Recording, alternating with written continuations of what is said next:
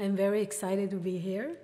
I was born in Ethiopia and made Aliyah to Israel in 1988 in a small operation led by my father. This is my father. He was working with the Israeli Mossad and helped Ethiopian Jews to make Aliyah to Israel. And in 2005, he was recognized by the state of Israel as a prisoner of Zion. He was twice in the Ethiopian jail because of his activity. My family and I came through Sudan, and we were staying in a refugee camp for almost 10 months. I was very sick with malaria, measles, and suffered from severe malnutrition, and my parents couldn't believe that I will survive. But then at the last moment, we were rescued by an American-Israeli operation and brought to Israel by plane. I was rushed to Soroka Hospital in Beersheba and underwent for extensive treatment and rehabilitation. And it was a very meaningful experience for me. There I knew that I want to become a doctor. Fast forward, I graduated at Soroka Hospital, at the medical school of Soroka Hospital, and made a perfect closure to my early childhood story.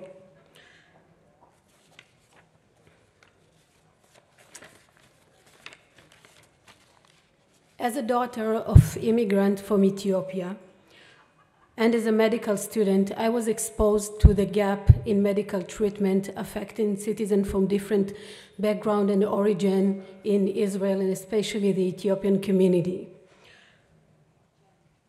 You have to understand that the people that came from Ethiopia are coming from a very, just a second, sorry.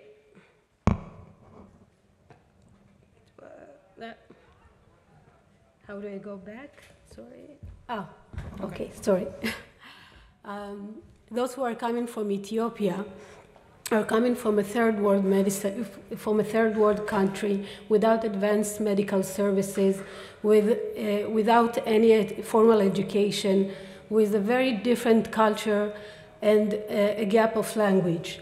And also they're moving from a healthy lifestyle without any chronic disease to modern life, and they need to deal with the advanced medical services in Israel, which are not made accessible for the minorities. In addition to these issues, there is another very important critical issue: lack of trust toward the authorities in Israel, especially the health system. This lack of trust is mainly related to some health events that took place in several years, relating to some people from the community, and have a really huge impact on the health of the community. There is a lot of research from around the world and Israel showing that even after 10 years since immigrating, immigrants still use less medical services, and it's not because they are healthier, it's just because they don't know how to use medical services, because the system didn't make it accessible for them. In addition to the cultural and language gap, there is another very central issue among Ethiopian immigrants in Israel. As I told, the issue of the trust was really important thing regarding the health system, and as a first female doctor from my community, I understood that I am a role model for my community, and I have a responsibility for the health of my community. I also understood and recognize that there are other health professionals from our community, and it's a time for us to take responsibility for the health of our community. We could do this by influencing and promoting medical decisions made by the health authorities regarding our community. This is what led us to establish the Forum for Health Promotion, the Ethiopian Israeli community. This is all the members of the small forum.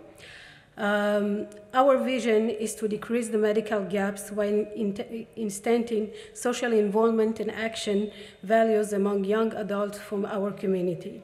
The three main pillars in which we are working on are those: advancing health and preventive medicine. Our community suffers from a lot of chronic illness like hypertension, diabetes, and dyslipidemia, a direct result of the moving to modern life.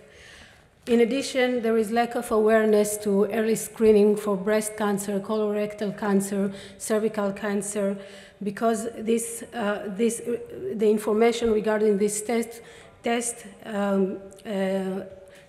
was not accessible for our community. Additional pressing issues we are working on are use of drug and alcohol in youth in our community, mental health, and the health of young women and women. We are working on getting information and guidance of this topic. Research advancement. Most of the research available regarding the community is outdated, of low quality, and was done on small group. We must have up-to-date research in order to assure that the health decisions are best suited for our community. The last